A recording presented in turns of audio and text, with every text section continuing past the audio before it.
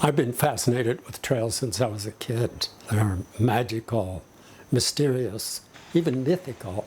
When you walk on a trail, you really are walking through time itself. And from them, if you're really conscious of it, you can feel the energy of those people that have gone before you come right up through the soles of your feet.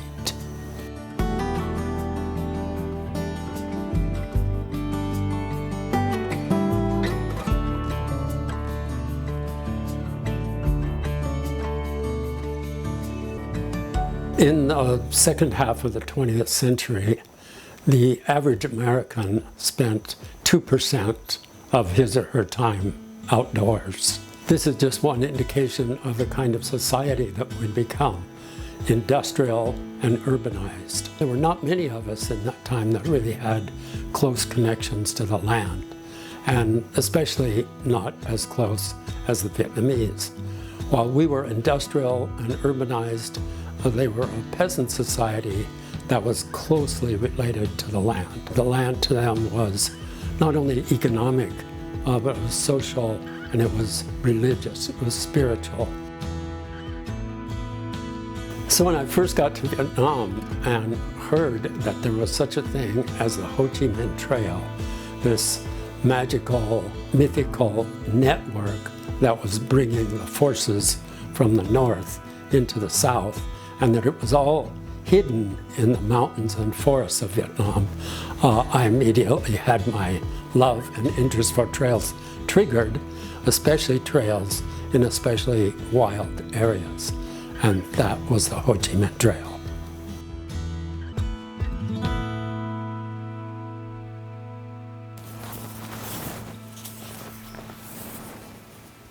In early 1970, lost on a reconnaissance mission along the trail, immersed in the forest sea, an American Army sergeant and I struggled up jungle hill after jungle hill, trying to see a familiar skyline form.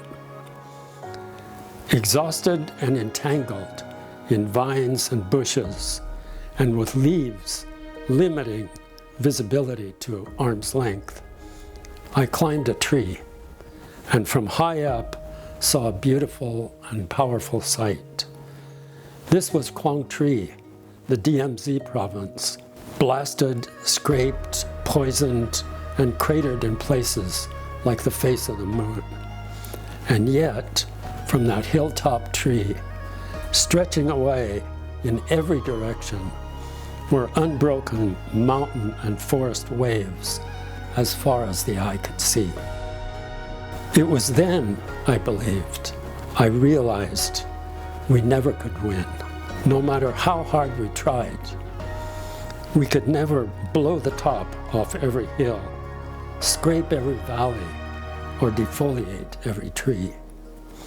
It was too much for us.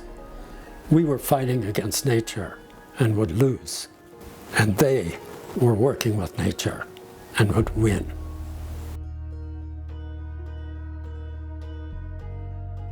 This was all deeply troubling to my soul, to see that that was the kind of warfare that we were waging. And when I saw what that was doing to the forest, to the part of Vietnam that I loved the most, it was a real shock. And then to think that there was this lesson here worldwide too, that the kind of war that we're waging on nature all over the world, we as humans will be the losers of that, just as we as Americans are going to lose this war.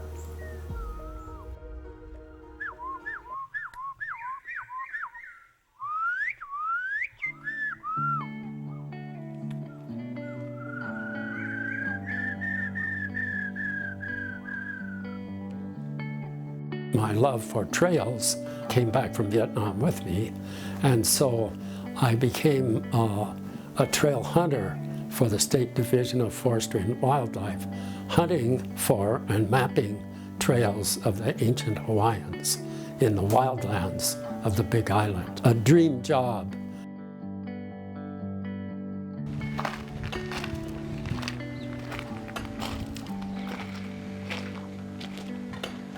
Every second Saturday from 8 to 10, we get together and plant trees and restore trails. So we're still doing these same activities, tuning into the world of the ancient Hawaiians, both through the wild world that was a great love of theirs, and then their wonderful magical trails that take you into that world.